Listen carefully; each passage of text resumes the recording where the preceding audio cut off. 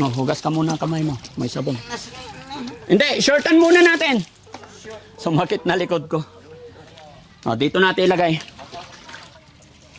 Tama na. Halika, short tayo dito. Halika. Sarado mo yung baka pumasok dito. Asan na yung short niya? No, mamaya na dyan. Dito muna. Oh, mag-ubos ng tubig. Yung isa, yung maganda. Yung, oo, yung kanina.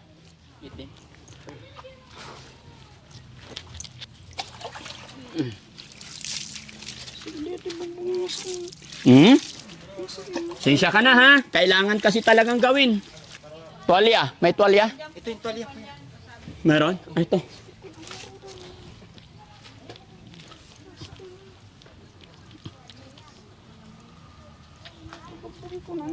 O, punasan mo yung mukha mo. Mabait naman siya eh. Ha? Mabait. Mabait si John. Kaya Oliver, halika tayo ka, short ka muna. Para hindi makita si Junjun. Halika. Tayo. Halika. Short. John, ikaw mag-short ulit. Mamaya mo na yun. Itataas namin. Pwede si. Hawakan mo nga saglit. Ay, Kwerski. Buhatin natin, Rizky. Dito para hindi maputi. Oo. Okay. Huwag mo ibababa. Sige. Teka lang. Ito muna isa. Huwag pagsabayin. Oh, sige. Ugi. Okay, damit. Ugi na. Si Oliver.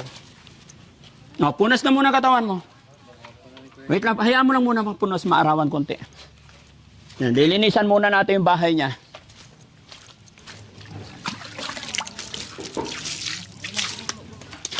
Kaya Oliver, magbihis tayo ha? Ha? Giniginaw ka na? Ang lamig no? Damit bro, asan na yung damit niya? Very good, tingala. Tainga. Yung mga tainga mo, may mga nakatira na eh. No? Pero isang ligo pa. Totally malinis na yan, okay?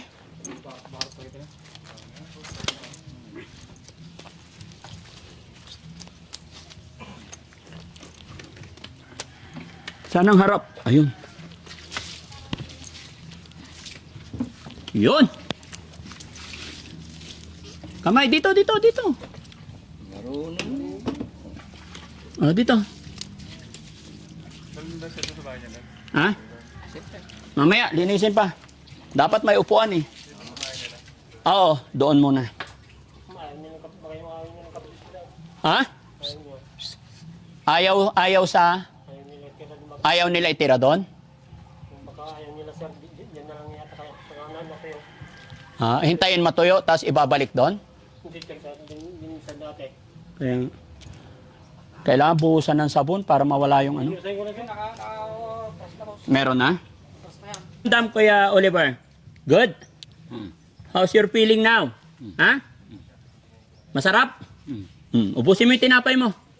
Yun mga kababayan, after 15 years po, napaliguan natin. After 15 years niya, dito sa kulungan, natanggalan natin siya ng napakahabang buhok. Ayan mga kababayan, kung titingnan nyo. Napakabigat. Kaya nung ginugupitan natin siya, mapapaiyak siya kasi talagang napapatingala siya. Napakabigat nito kasi ang kapal na ng putik, parang semento na. Pati yung kanyang mga pantalon.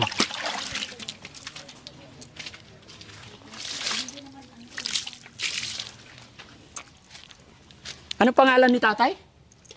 Opo. Tay Bernardo, dito po tayo. Okay lang. Tay, anong masasabi mo po na sa loob ng 15 taon na paliguan, nabihisan?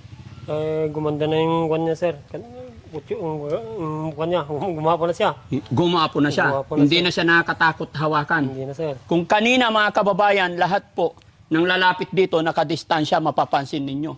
Dahil matalsikan man lang ikaw nang galing sa kanyang daliri, talagang pag hindi ka sanay sa mga ganitong tao, gaya ng aking sinabi mga kababayan, hindi mo kakayanin. Kaya muli po mga kababayan, sa mga kapanood ng bidyong ito, pasintabi po sa mga kumakain, ano? At ito si Kuya, dahil 15 taon, masaya siya na nakita niya yung kapatid niya na malinis na, nagupitan na. Paano ngayon to, Tay? plano nyo po na nabihisan na siya, ibabalik nyo pa po ba siya dyan? Kayo sir, kung anong Hindi po. gagawin natin. Kayo po ang tinatanong ko, sir. Kasi, gaya na aking sinabi, napaliguan na, naawa lang po kasi ako sa sitwasyon niya na napakarami, puro tayo yung ulo, buong katawan. Ngayon po, nabihisan na po siya, ano yung plano nyo? Dyan pa rin siya po. Diyan naman ng bahay na sir. Di. Dyan ang bahay niya. Sa makatwid, sir, kaya ito nakulong dyan, kaya nyo kinulong kasi nananakit ba? Oo sir. Violente siya. Noon sir. Nananakit siya, Nananakit. kaya kinulong nyo siya. Ganun sir. Ganun na nga. Yan mga kababayan, at ano't ano man po ang pinagdaanan or nangyari, pagpaumanhin nyo po mga kababayan, no? Bagamat hindi natin alam talaga yung kanilang mga dahilan or simula. Pero andito ang Team Daddy Frankie para gumawa ng tulong sa abot ng aming makakaya kasama ng aking team. At ito, hindi ko alam kung anong gagawin ko sa ngayon, pero may pag-cooperate tayo sa pamilya ni Kuya Oliver. Siyempre, hindi natin pwedeng, hindi tayo pwede basta-basta gumalaw na walang abiso or permiso. Tay, nga pala, nakabideo po ako, i-upload ko po ito sa YouTube, Facebook, okay lang po. Oo sir. Maraming salamat po. Tay, naawa kasi ako sa kanya na ibabalik nyo agad siya dyan.